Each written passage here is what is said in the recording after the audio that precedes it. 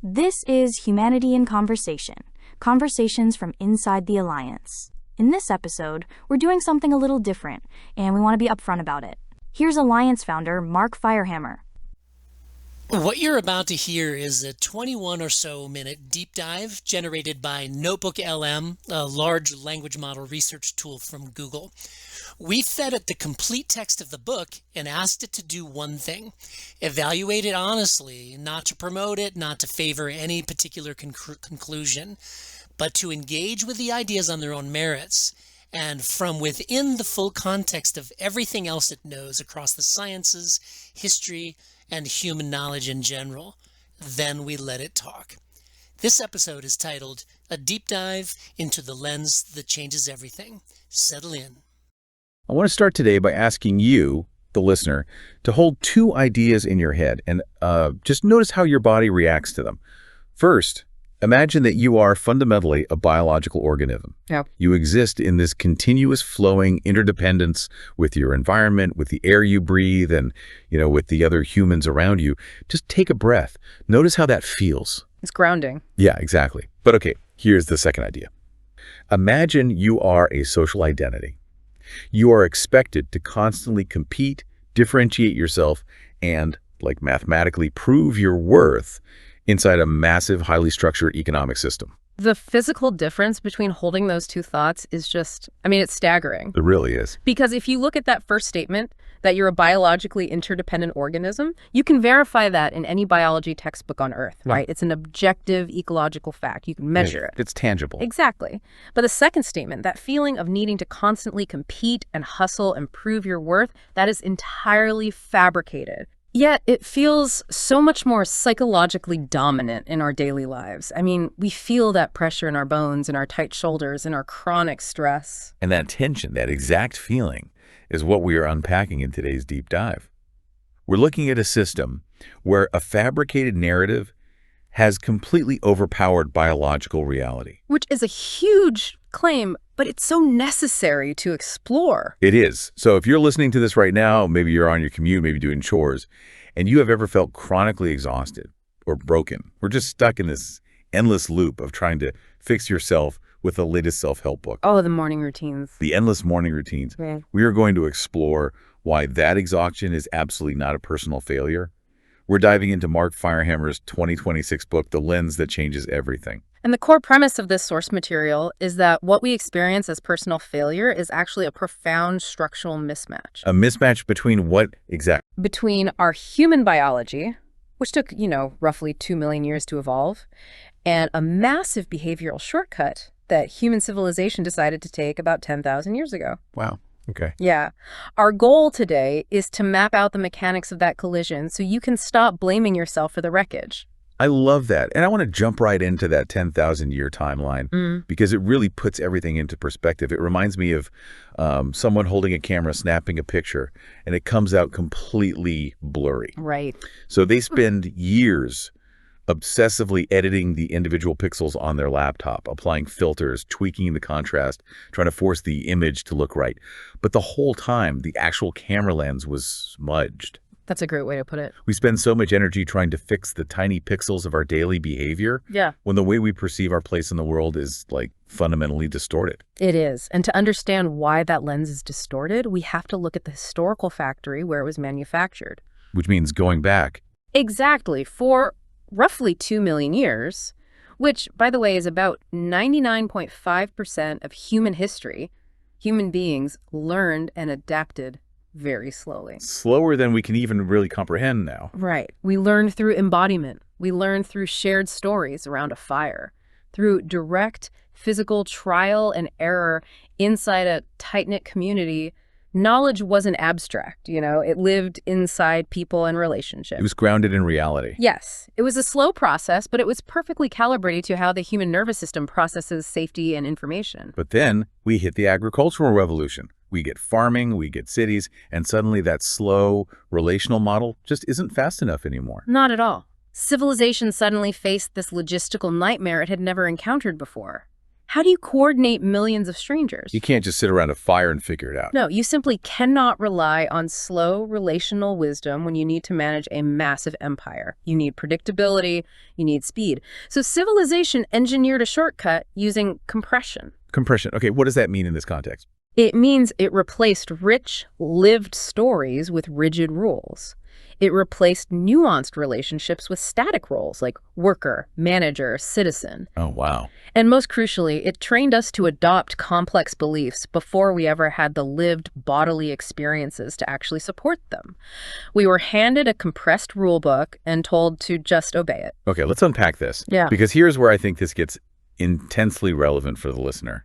That civilizational shortcut created a gap inside of us, didn't it? Massive gap. We are biologically wired to learn through experience, but we're culturally demanded to perform based on abstract rules, like be productive at all times, or independence is strength. Exactly. And nature hates a vacuum, so an entire industry sprang up to monetize that gap. I'm talking about the modern self-help industry. Yeah, the self-help loop, it relies on a very predictable and very profitable psychological loop. How does it start? Well, first, you feel pain, dissatisfaction, or exhaustion because your biology is rejecting the civilizational rule set. But because you don't see the structural mismatch, you interpret that pain as a personal deficiency. Right. You think, I'm lazy or I'm broken. Precisely. So you seek out a solution. You decide to wake up at 4 a.m., take an ice bath, and rigorously time block your day. You apply intense discipline. And sometimes, for a week or two, it actually feels amazing.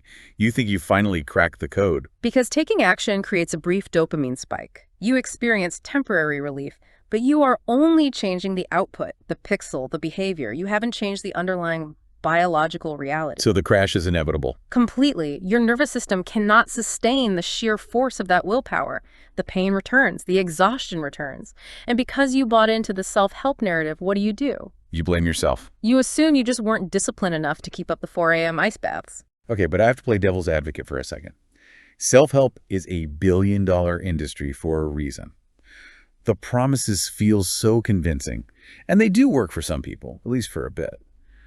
Why is the illusion that we can just hack our way out of this so incredibly strong? Because the hacks target the symptoms we are most desperate to fix. To me, it feels like trying to download a hyper-efficient, state-of-the-art software update onto an ancient, biologically wired hardware system. That's a perfect analogy. Like the software promises to make everything run perfectly, and maybe the screen looks sleek for a minute, but eventually the hardware just violently overheats. Yeah. The motherboard wasn't built for that code. Exactly. The methods of self-help are operating completely downstream of the actual problem. They are trying to optimize the software code without ever acknowledging the limits of the hardware. Yeah.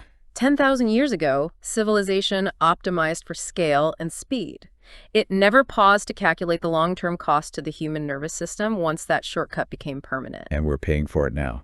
We are living with the compounding interest of that original cost. So if applying more pressure, more discipline, more life hacks is just doubling down on a broken system, how do we actually stop overheating? How do we realign the hardware? Well, the source material offers 3 specific corrective lenses, and to be clear, these are not new habits to track. Thank goodness. Right. They are fundamental shifts in perception.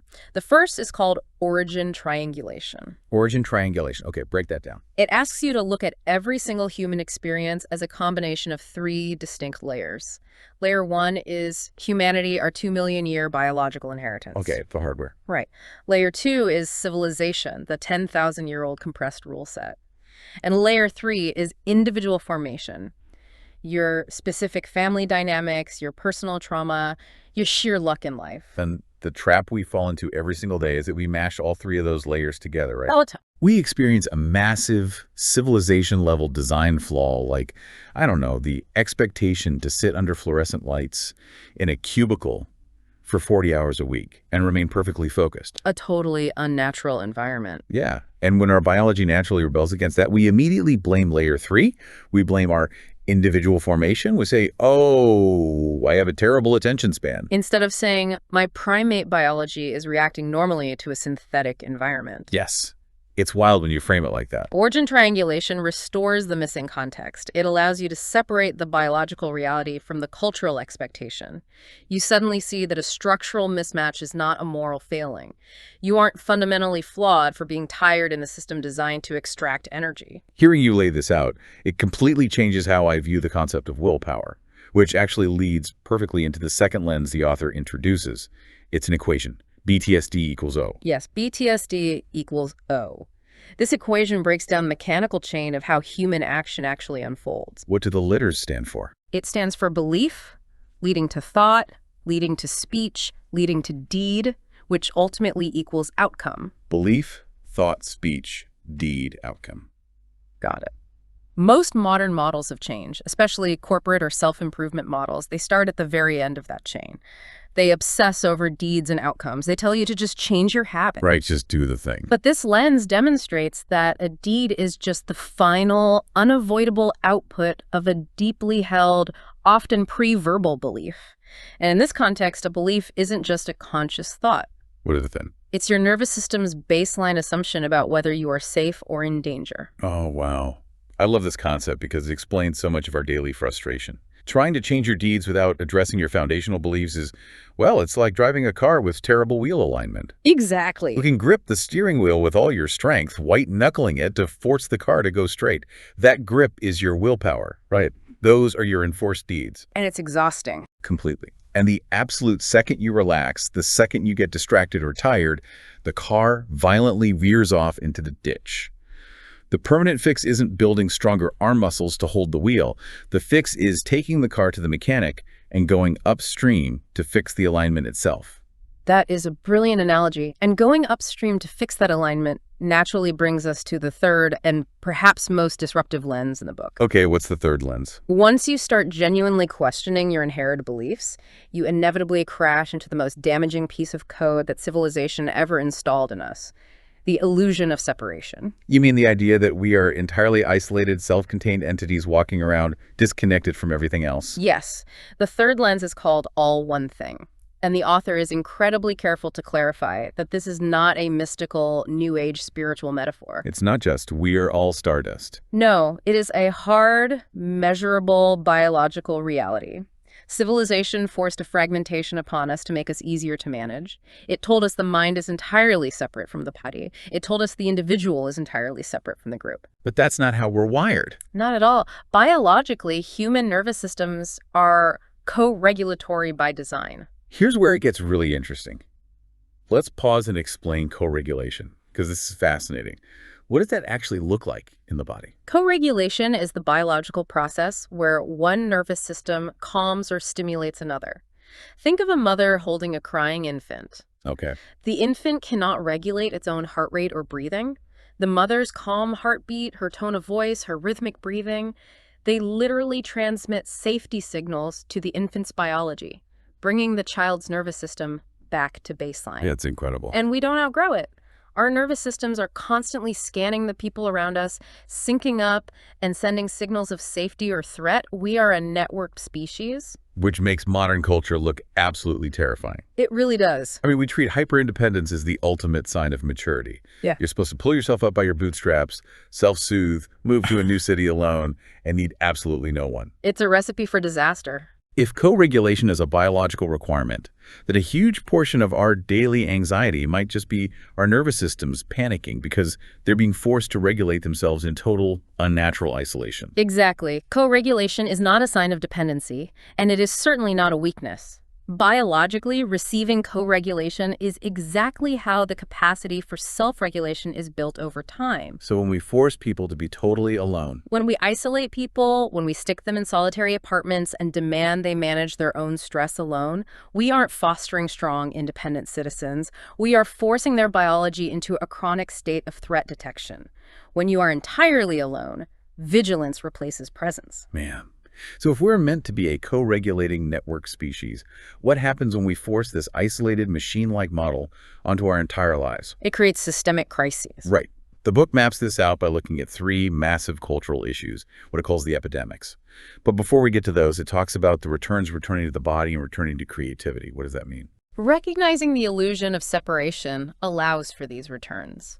Returning to the body means you stop treating physical sensation, like a tight chest or exhaustion, as a nuisance to be overridden by caffeine and willpower. You actually listen to it. You start treating it as vital intelligence. And returning to creativity involves a crucial distinction the author makes between natural creativity and governed creativity. Okay, what's the difference? Natural creativity is relational. It is how humans process experience through play, curiosity, and connection. And governed creativity is what happens when you take that beautiful natural impulse and force it into the civilizational meat grinder of evaluation, market value, and performance metrics. You nail it. Which perfectly sets up the three modern crises, or exemplars, that the text examines. The first is the starving artist. Oh, and society loves to romanticize that one. Yeah. Assuming true creativity demands suffering and poverty. Right. But through the lens of origin triangulation, the starving artist is simply the tragic result of taking a deeply personal identity based on natural expression and forcing it into a governed system of economic extraction. The market doesn't care if the art helps the artist process grief. Exactly. The market only asks if the art will sell. That makes total sense. It's commodifying expression. But what about the rest of the workforce? Because people who aren't artists are just as exhausted. How does this framework explain the corporate world? That brings us to the second exemplar, the burnout epidemic. Burnout is frequently framed as a lack of personal resilience. But look at the people who burn out. They're usually highly conscientious. Oh, totally. They're the ones optimizing their workflows, reading the productivity books, trying desperately to manage their time. Yes. Burnout happens when a living, breathing biological system is treated like a mechanical engine that requires endless optimization. It is the monetization of our basic biological capacity. The regulatory system simply becomes overwhelmed by the governed demand. So we commodify expression with the starving artist, we commodify energy with burnout, and that leads directly to the third exemplar, right? The loneliness epidemic. Yes, which is the commodification of connection itself. We have more technological ways to communicate than at any point in human history, yet people report feeling more profoundly isolated than ever. It's the great paradox of our time. Why is that? Because connection has been stripped of its biological co-regulating function and turned into a governed performance.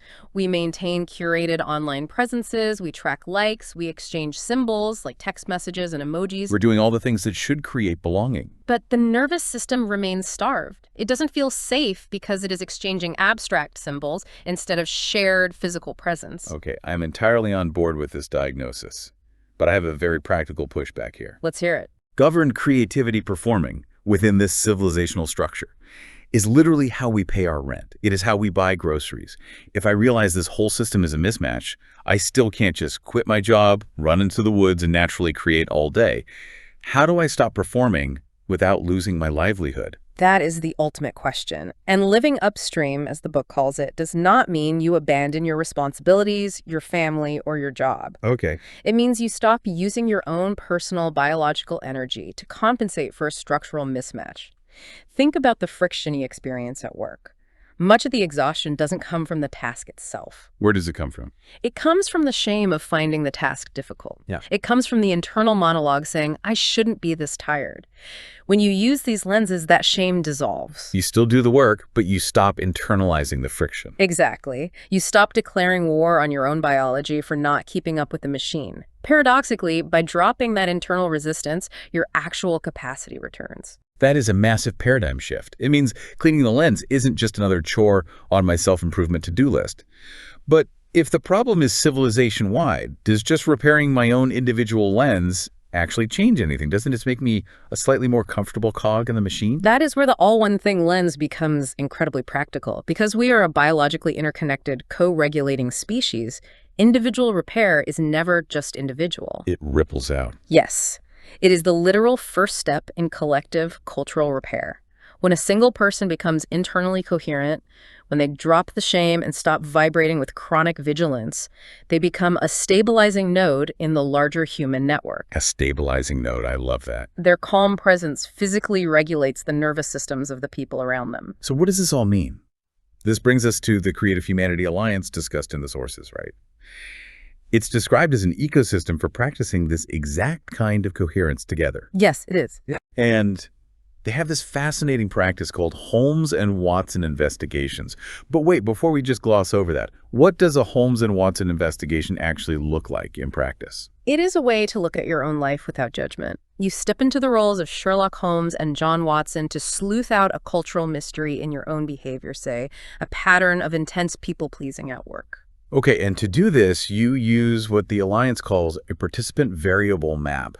What are you actually mapping out on paper? You are mapping out all the contributing variables to that behavior as if you were a detective analyzing a crime scene. You write down the environmental inputs, the cultural expectations, your blood sugar level. Your sleep deficit. Yes, and the biological threat response you felt in the meeting. Crucially, you leave out the variable that says, I am just weak. Right. You remove the judgment. By mapping the variables objectively, you remove the urgency and the shame. You realize your people-pleasing was a highly logical, biological strategy to secure safety in a threatening environment. Understanding that allows coherence to naturally return. It's brilliant. And it makes perfect sense why the author, Mark Firehammer, didn't start by writing a dry theoretical textbook about this. The sources mention that he explored these concepts through art first. He did. He created a character named Jonas Wilder, wrote a fiction book called The Echo and the Voice, and even produced an album called Songs in the Key of Return. Why start with a novel and music? Because art inherently understands the nervous system long before academic theory catches up. Fiction and music bypass the analytical, rule-based part of the brain that civilization installed. They speak directly to the 2-million-year-old biology. Exactly. By creating spaces like an album or a novel where creativity and conversation happen without the pressure of performance metrics, Firehammer was mapping the territory of natural connection before he tried to formalize it. Art allows us to slowly relearn how to be human together. The overarching feeling I get from all this is just an immense sense of relief. Taking on these 3 lenses isn't about strapping yourself in for a grueling journey of self-improvement. It is the exact opposite. It's about letting go. Yes.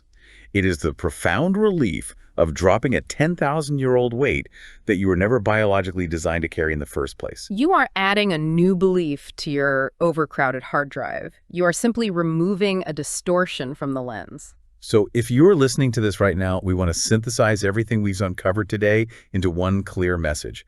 There is absolutely nothing wrong with you. Nothing at all. Your daily exhaustion is not a character flaw. It is profound biological intelligence. Your confusion, your burnout, your frustration, that is just your internal coherence trying to signal you, trying to return to you. You are running a perfectly brilliant, highly functional biological process that just happens to be trapped inside a heavily distorted cultural rule set.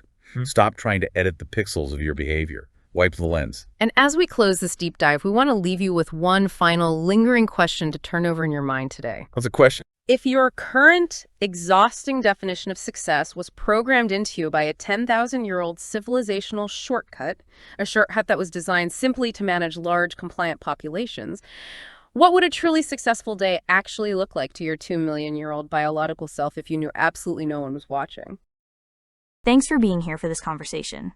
If something in this episode stirred something in you, a question, a shift, a sense that there's something worth looking at more closely, that's exactly the response this book was written to produce. The Lens That Changes Everything is available to you right now, completely free, or for a small donation if you'd like to show your support for the work.